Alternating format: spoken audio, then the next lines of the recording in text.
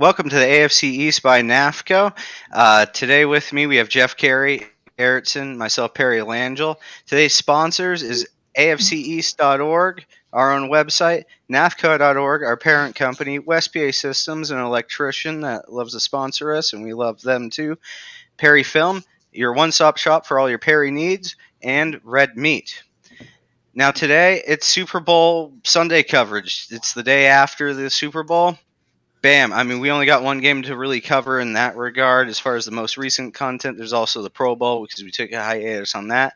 But it was the Super Bowl. I went over to Paul's house for the Super Bowl.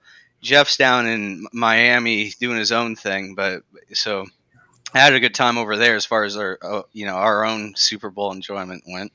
So Paul had some banging chili, I'll say that. Bang. So and Paul though is like a hot tub. What are you up to right here? You're kind of entertaining. I'm so relaxed for the upcoming offseason. I am. Our team's all out, but I'm just so relaxed and how everything is. It's good. Well, there's nothing to stress about, is there? I'm in a good place. You're in a good place. Yeah. I wouldn't bitch again though that there's not a lot of action in the off season like you did last year. One thing. Hold on. Wait. I'm in my hot tub. Hold on. What's that? He forgot his ball. Go get your ball. Hey. So, all right. Here's his notes. Paul for us. I made a sign. You can't read it. I don't know. It's light, whatever. But I lost a Super Bowl bet to Gail. Oh, Gail for $10. Oh, okay. $10. So you owe Gail $10.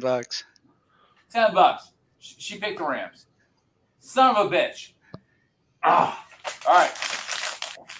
Yeah, so his stepdaughter's really raking in the dough here. That's all I gotta do. All right. If you lost, if the Bengals won, she was gonna mop your kitchen. Well, but I guess your kitchen just goes unmopped. We've told you guys not to. We've told you guys not to bet on games. We told you that, right? Yeah. Okay. Because you know what the spread was? 3.5. Yeah. The final score, differential of 3. That's how good the bookies are. Well, how can you explain Cooper Cup and the avocado commercial? Really? How do you explain that? Did you hear about the avocado deal? Did you read this today? No, tell me. The day before the Super Bowl, which was yesterday, we banned avocados from coming from Mexico. What the For hell? real. Swear to you, I read it. Yeah. And it's like an American thing. Avocados from Mexico was like a standing commercial during the Super Bowl because it's like the biggest guacamole eating day there is, along with beer drinking. Makes sense. The thing is that ad comes after you have already been at the grocery store to buy it for the Super Bowl. Just saying. Yeah, they said everybody already bought them. Yeah, but yeah, they said the ones we ate were already approved. I guess whatever. Anyways, where do you want to start this? You want to talk about the game a little bit? Barb's saying she loves avocados over here, as well as Gail says we're trash talking her. So, so there's that going on the cast here. She also says the Zeus cast. I thought the Zeus with Arnold Schwarzenegger and Selma Hayek was a pretty good commercial. I did find that one fun. I like the little Peggy is bit that they did there. And she is really about the red meat situation apparently. Because we got 2 red meat things coming off of Barb here. Thanks for participating in the cast, Barb. But I like the. I'm sorry. What is that, Paul? Halftime show. What do you guys think? Well, I wanted to say I like the Coinbase ad. We're still talking about ads real quick here. Coinbase, the bouncing QR code that went through. Some people hate it. I loved it. It was unique. It had me standing up there at the TV with the smartphone, and it shows you where the money's going now with the cryptocurrency is big fucking money. Stand up and take a picture of it. So I was making a drink during it. Sorry, I totally missed the Well, QR. it's very yeah, it's And fine. even if I It's saw very it, I wasn't impressed by any commercial. My roommate who I was watching with, we're waiting for the Budweiser commercials with the Clydesdales and the dog, and there was finally one Clydesdale and dog commercial, and it really didn't make any sense. It was like, what happened to the old sentimental Budweiser dog? I honestly didn't like any of the commercials. I kept waiting for one to impress me. I just wasn't impressed. Jeff, let's get this all the way. Do you have company tonight? I do. Awesome. What's her name? I'm not telling you. Production assistant. Okay. She's your producer then, right? Yeah. Okay, good deal. Well, you need one, so good deal. So let's cover this game of the clashing helmets here that I pulled out of the mighty, what I call it, the mighty helmet crasher game or something. What'd you think of the game itself? Thoughts? Boring. Reactions? Boring. Tell me I'm wrong. I thought it was a boring game, but I'm glad it was competitive. Well, okay. All right. The scores were sort of close. Sort of. And Cooper was okay. But it wasn't a Josh Allen / Jones matchup. Right? Well, you had a couple things happen. You had OBJ go down. You had Odell Beckham go down first half. Harry, Okay. Shut up, Jeff. All right. Harry, it was not a matchup of the seasons. What? It was not, correct? a matchup of the season. I think that the Rams had the overall best team. I really do. Defense and offense balance. And they had a hell of a defense. Stafford was great. He did fine. But he wasn't super great like, he wasn't super great with Burrow. Burrow was super great when he needed to be. So you knew anytime, anywhere on the field that he would be there. Yeah, well, Burrow had trouble in the red zone, is what I felt. Mm-hmm. I really did think so, but he also ran into trouble late against that the defensive line. I think late in the game, Aaron Donald did break through, but for the most part, for about the first 2.5 quarters, Donald wasn't busting through. There was no running game for both teams. You got that? No right? running game. True. Nope. Yeah, true, but there was a lot of good crossing routes that the Rams won, and I think a lot of those chunk play crossing routes was a lot of the difference maker for the momentum for the Rams and for the progress. And there was also that kind of style of route that was landing in the end zone for them too. I will let you, Jeff, talk about this. I need some bubbles. Let's hope that this doesn't wreck the audio. Oh God, it's just like. Yeah, he's bubbly, all right. Yeah. Put a rainbow over his head. You're just really enjoying yourself, aren't you? I don't know.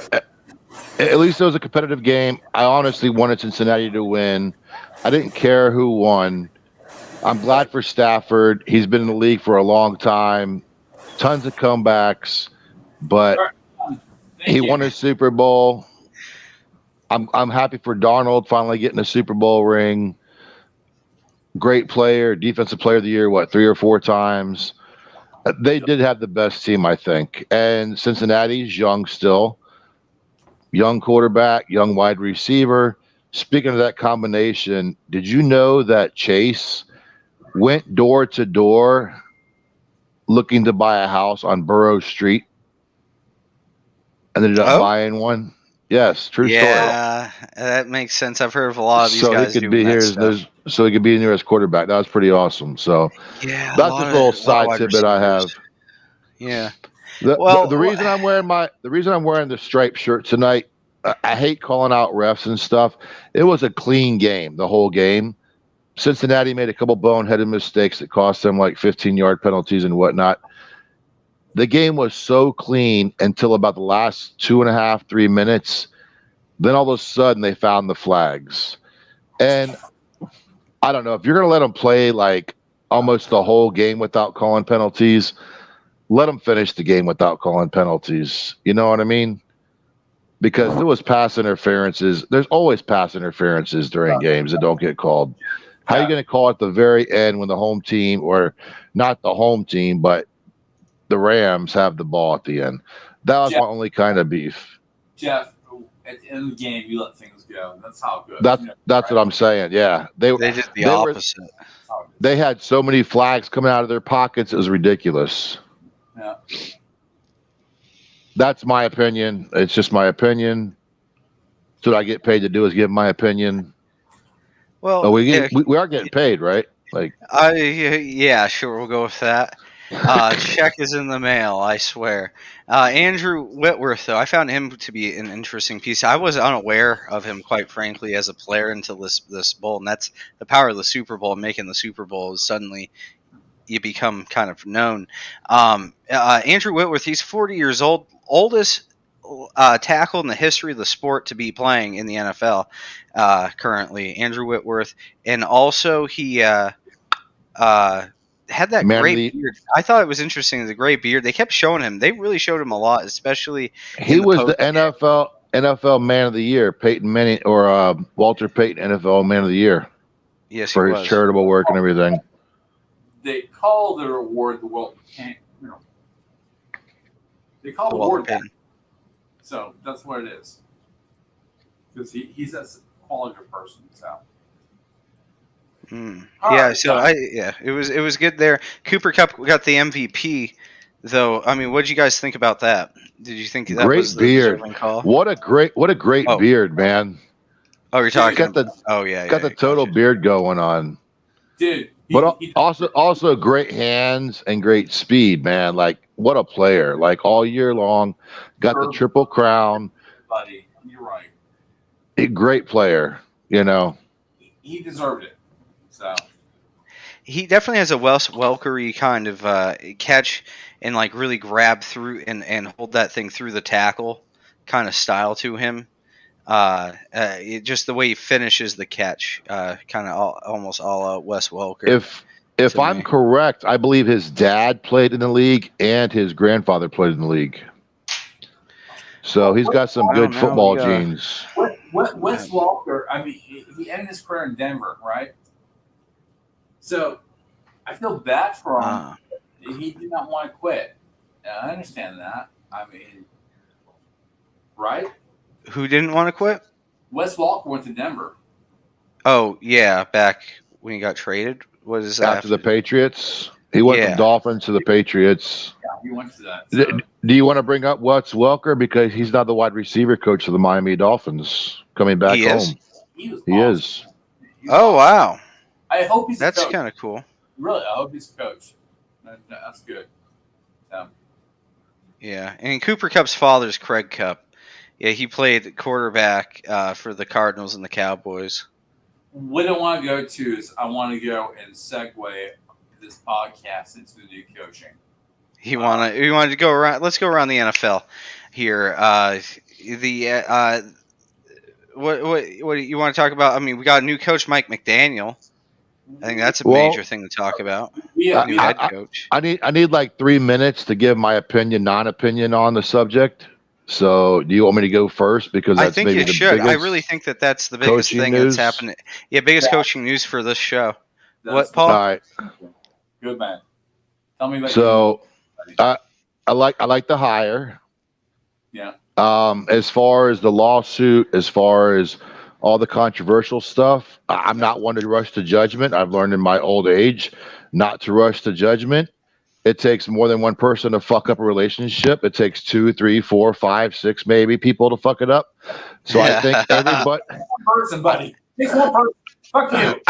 I think everybody has a part in why this was a bad relationship for the Miami Dolphins between the ownership, the coaching, the quarterback.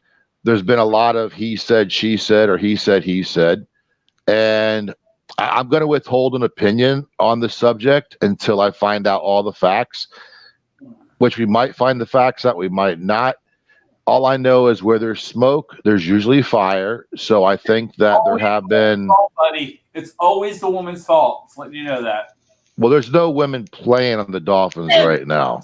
Should been. It's a bunch of men with a bunch of egos, and everybody has their own opinion. Everyone has their own side, and we know what the truth is. There's always his side, and the truth somewhere in between.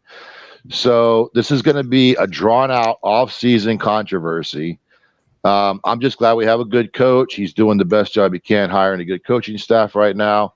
I'm a Dolphin fan. Will always be a Dolphin fan. I'm not going to take sides until I find out what happened. And even if I do find out what happened, does it really matter going into the next season? No, because I just want our team to fucking win. Bottom line. I don't give a fuck about whose fault it was, how much they get paid, who was lazy, who's not lazy. I really don't give a shit about it. I'm a football fan, and there's enough drama in America that we don't need it in the NFL right now. I'm not going to take sides on hiring practices or any of that. I think that there should be improvement in that. I'm not the owner. Fans aren't the owner. It's up to the owners to figure out their own freaking household and what they want to do. Yeah. Yes. What the fuck you wearing on your head? This is my football fan hat, baby. I'm a football fan. It's a lot of hat. Hey, give me that. Well, it's a lot of hat. I mean, I can whip out this. It doesn't really work with the headset, but I can bring this bad boy back, kind of, and double hat it. Nope, don't really stay on. I'm a freaking hot tub. You're in a hot tub with a beanie on. I'm the hot. I'm so relaxed. I don't know my name. So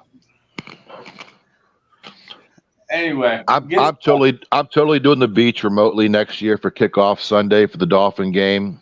All right. And I might just go without a shirt at all, so y'all could just see all the manliness up under this thing.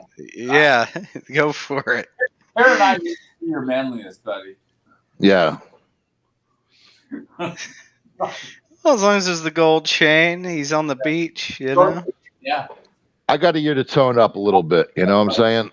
Yeah. Mommy's gonna prep for that Z-list celebrity body. Absolutely. Dads who lift. I should start a website, a Facebook page. Dads who don't lift. God. All right. Okay. This is not even around the NFL in any way. Yeah, Paul. Where did you want to go to? No, what I want to do is I want to wrap up the season, and I want to go looking for I want to basically go and wrap the season up, and I want to go ahead and say our next episode is going to be the draft, right? So, well, we can talk a little more about what's going on in the NFL before we wrap this up. Well, he wanted to talk about Mike McDaniel. What about Wes Welker? You said Wes Welker came onto the Miami Dolphins. Wide receiver coach. Okay, anything more about that? Not a player. That's all I saw. Not a player. Yep. Okay. Well, mate. It's really hard to tell what they're going to do in the draft. I mean, we can talk about the draft, but we can wait till the draft comes to talk about our needs and stuff like that. Because we need more than one player. We need more than one coach. You have the Senior Bowl next week. You have the Senior Bowl next week where all the coaches have to go and check out. So next week you have to have your coaches in place, right? So. Yep. Who's your coach? Tell me about your coach. Coach came from the 49ers. Great pedigree. Been in the league for a long time. No experience as a head coach, which I'm a little skeptical about because we keep on doing that. This is like our fourth one in a row. But you have to learn somewhere, I guess, and no other better place than the Miami Dolphins, I guess, because that's just what we keep on doing. You really have nothing to lose. That was a good way to put that. That was good. That was good. With all the hiring practices going on and stuff, I mean, he is a minority coach. He's biracial, so he is a minority coach. Not that it matters to me. I just want the best coach to be on leading my team. The one thing I wasn't hang on a sec. The one thing I was impressed with, whether it was staged or not, people say it was staged, was his conversation with our quarterback saying, I'm going to make you great. I want to make you great. And showing that publicly to essentially America, the world, is when you stand behind somebody initially, then you better stand behind them through the thick and thin coming up to the off season and build around him. If you meant what you said, Yeah. that's what I want to see. Make my quarterback better. Give him some weapons. Give him an O line, and we'll see. We'll give you 3 years and see what happens. You want to see a good team come out of this, is what you're really saying at the end of the day. You think a 3-year build right now is going on. The problem is Buffalo's so good. You guys are going to be good again. The Jets might get their shit together. The AFC East is going to be a very tough division, and that's 6 games off your schedule right there. Barry. Yeah, what's up? You want to have the rivalry between the Bills, New England, and the Dolphins. You want that rivalry. You want that. You want to be excited. You want your asshole to be a little squeezed every time you play that game. You know what I mean? You want. Yeah, I see what you're saying. Yeah, you want the. Yeah, okay. You almost want us to kind of beat up on each other a little bit, like split series, like 1-1, 1-1, 1-1. Make it tight in the division, and then the other AFC East or the other AFC teams are good too. You're right, except the Jets right now. This is why we have the AFC East podcast, because you want these competitive teams to go and fight and beat each other, and then beat as a group to go and beat the crap out of everybody else. That's my goal that I thought we were going to do. So I'm excited about next year. So, yeah, I really am too. And I think, though, one big thing, though, I do want to talk about coaching with the Patriots here real quick, which is Josh McDaniels leaves this hole that it's interesting. What? He went away but came back. Is he leaving? No, he's left now. I'm saying Josh McDaniel left. He's now the head coach for the Raiders. Okay, then. Yeah, so there's no Josh McDaniels. I'm going to check, make sure there's nothing that came through today. Sure, because he can come back to the Patriots. Well, no, he's done it already. He's done it already. Yeah, he have. Yeah. Do you think he is coming back? I don't know. Detroit? I don't know. But or Indianapolis, whatever. But Indianapolis is a good coach now, and they made it right. It worked out. So. Yeah, it does not look like we have a new offensive coordinator. Yeah, no, we don't. Okay, I was just checking. Yeah, it looks like, as far as I can tell, there's no new offensive coordinator. The Raiders also took a couple other of our coaching staff as well. So the offense of the Raiders seems to be like it's going to be the New England style offense going into next year. What'll be interesting is this week watching all the assistant coaches from the Bengals and the Rams get picked up by other teams. You think? Now that Super Bowl's over, yeah. Okay. I mean, the coach of the Bengals was under McVay for a couple years, or at least a year. Well, and you're the 2 youngest coaches in the Super Bowl ever. Yeah, I know. If you're a good offensive coordinator or a good offensive line coach or whatever, somebody's going to want you on your team because you made this team better. You can make another team better. That's the problem with success. I mean, that is the problem with success. Here's the deal. It's like, yeah, I mean, you throw down the Bills and the Patriots game on tape and say, okay, here's my resume. F you. You can do that. But really, I mean, everybody's going to be taken away. I mean, all the coordinators who had successful seasons can be taken away. And which is not good. Doesn't mean they're good. Because we see, Case. You guys know Case, right? Miami Dolphins. Gase. Gase. And then, and also the Jets. Yeah, Gase was a problem. They kept him around. I mean, so some weird crap. He should be like parking cars out of LA right now. Yeah, I agree. Here's my problem with the NFL, and it's been a problem for a long time. Is it is an old boy society. They keep on just regurgitating the same coaches to different teams, and even when they do mess up in the NFL, they go to the college coaching ranks as a offensive coordinator or whatever, and then they're back in the NFL again. I can't think of his name. The Alabama offensive coordinator. I can't get it on my tongue. He'll be back in the NFL again. He went to college for a little bit, succeeded. They just regurgitate the same people over and over. And it's old. It's the same old boys club, without getting new people in there. That's one of my problems with it. I agree with you mostly. It's just, however, McVay from the 49ers, who just won the Super Bowl, he's 36 years old. He's what? 36 years old. Right, and he's been to 2 Super Bowls. Well, yeah, he's the youngest coach to win a Super Bowl, actually, at 36. Yeah. Youngest head coach. That's another stat we didn't talk about, but yeah. He came from a lineage of coaching, though. His dad was a coach. I know. You're right. So he was. I think his dad was actually a coach for Steve Young and the 49ers back in the day. Awesome. Yeah. So okay. So what? Anything more around the NFL to talk about? Right now, we're kind of in a lull at the moment as far as the offseason stuff's going to be picked pretty soon. Well, not really a lull. We won the Super Bowl, last night, so it's not even 24 hours. The season's done. I know going you into wanted the next to, couple of weeks. What? You wanted to mention the All Pro game or the whatever the Pro Bowl. The Pro Bowl, yeah. That's so lame. 2-hand touch, it's so lame. Pretty much. I watched it as a 45-minute cut on NFL Game Pass, and it was just like it was sloppy football. The uniforms look cool with all the different helmets, though. It was not. It was Diggs versus Diggs. Diggs versus Diggs.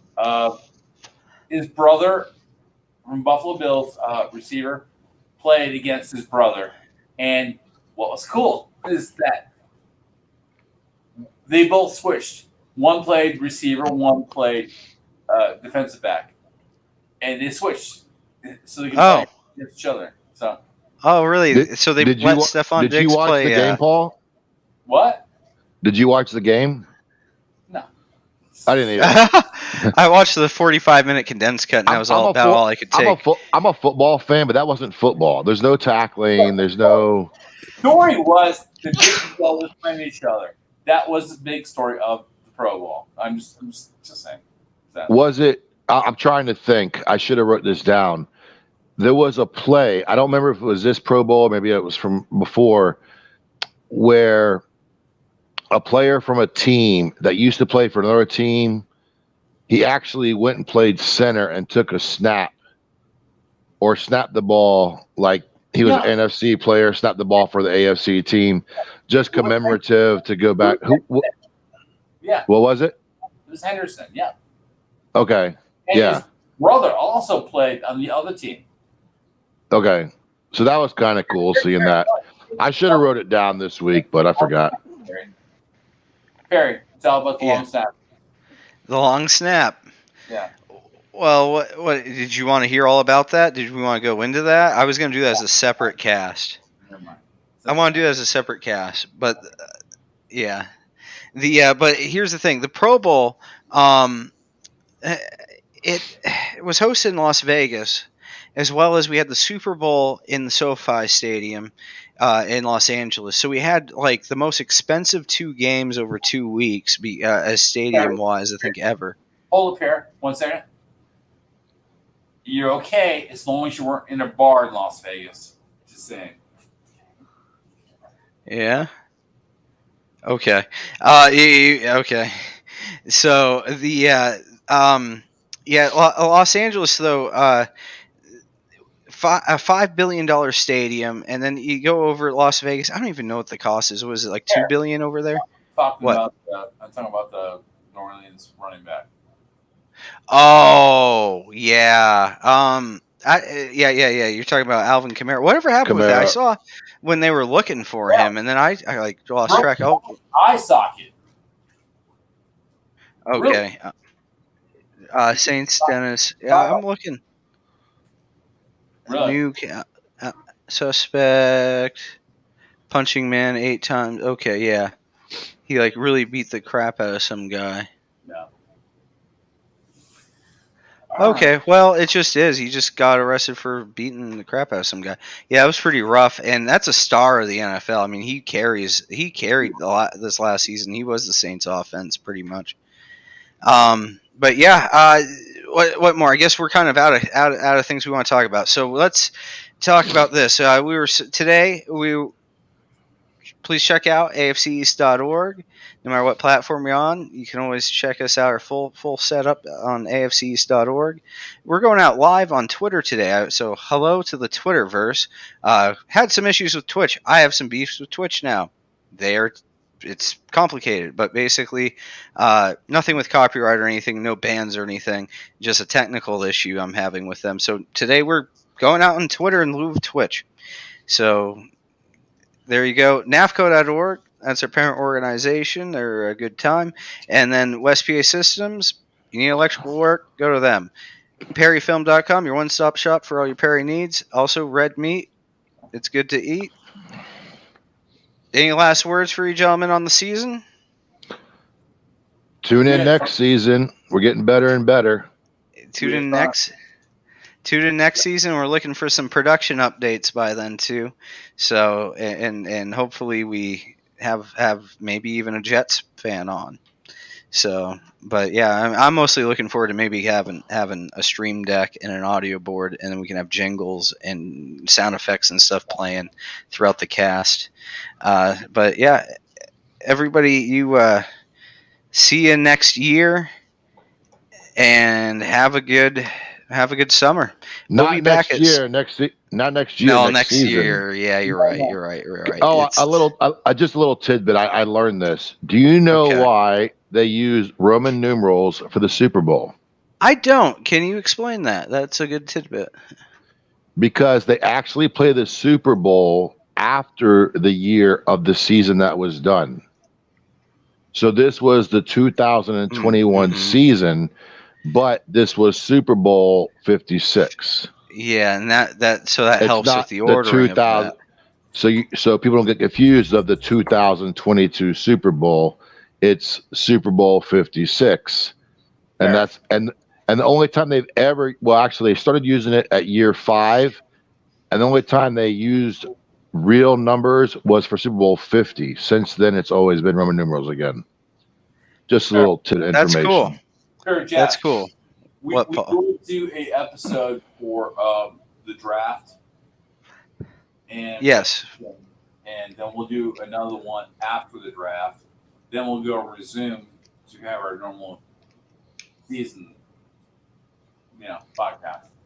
Do you want to do one before the draft and talk about needs and possible mock drafts? I do want to do one before the draft.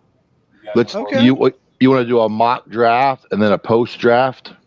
Yeah. I don't think we should handle a full out mock draft like a Mel Kiper mock draft with the full. No. We're talking about our normal our needs, our normal hour show, and our needs. What our needs describe and what happens after. So. Okay, I think what our needs are. Yeah, we can do that. All right. Well, this has been the season, and we're gonna play this out one last time here.